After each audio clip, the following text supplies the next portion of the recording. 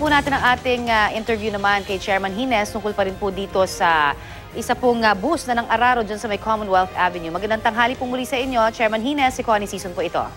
Apo, magandang tanghali po at tulad nga po nung nasabi ko kanina, Connie, at nandun tayo sa Commonwealth Hospital kanina at kasama ang kanilang admin manager ng Prado Bus ay inassure natin na ang lahat ng mga nabiktima at yung mga namatayan ay sasagutin ng bus company ang lahat ng kanilang gastos at sa hospital as well as yung burial and funeral expenses nung dalawang namatay at nung hindi pa yung baby na nilabas din ng mga doktor kanina at namatay din.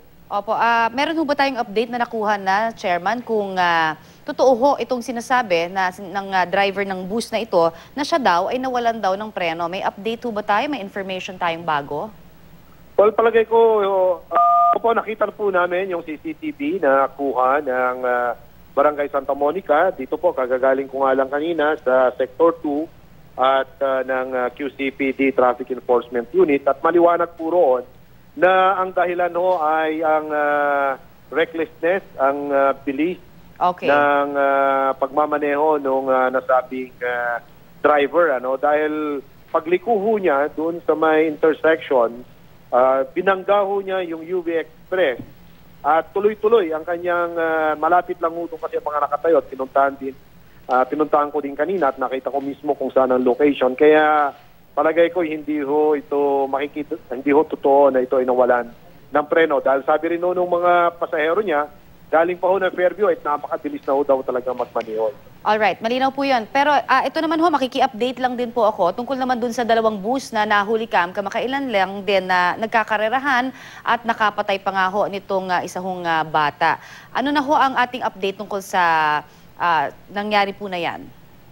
Yan din po ay naipatawag na namin at inimbestigahan na rin po namin ang bagay na yan. At ito ay pinatawag na natin ng mga driver at iniimbestigahan na rin po ng aming opisina tungkol po dyan. How about yung mga bus companies po nitong dalawang nagkakarerahan? Ano ho naman ang liability nila kung meron man? Unang-una ay kailangan ho nilang panagutan ang yung mga gastusin, lahat ng mga burial and funeral expenses as well as damages ng pamilya po ng batang namatay dito. Yung mga drivers po naman ay magsusumiti kami ng aming recommendation sa Land Transportation Office para po doon sa kanilang professional driver's license.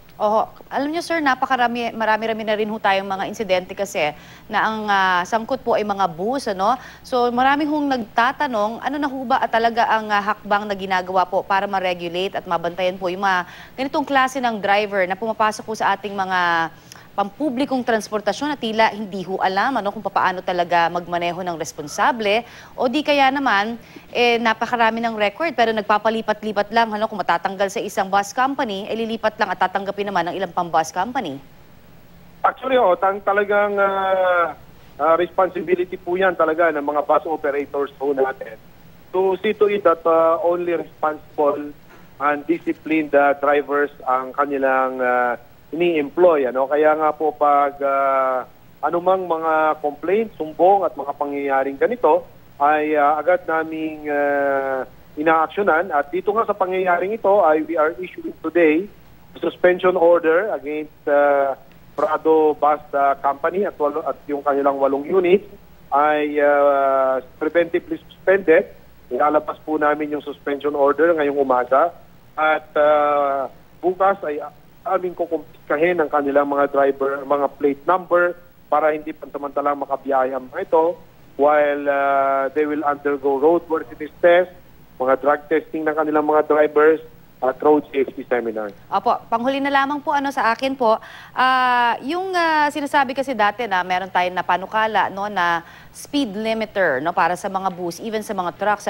So ito hong sa mga issue naman ng speed limiter, pwede ho bang malaman ano bang nangyari doon? Tumakbo ba yun? Ito po ngayon ay naipasa na po ito ng ating Kongreso at meron na po itong approved version. Okay. At ito po ay malapit nang maisabatas, no? At kung ito ay naging batas na po, magpapanukala ang sangkot po diyan ng mga kasama ng mga agencies. Ang lead po diyan will be the OTC, ang Department of Science and Technology, ang ating Department of Trade and Industry, ang LTFRB at ang LTO ay gagawa po ng implementing rules and regulations Alright. para po maipatupad ang batas. Alright, maraming salamat po sa ibinigay niyo po sa aming oras ngayong pong araw na ito. Yan po naman si LTFRB Chairman Winston Hines. Maraming salamat po.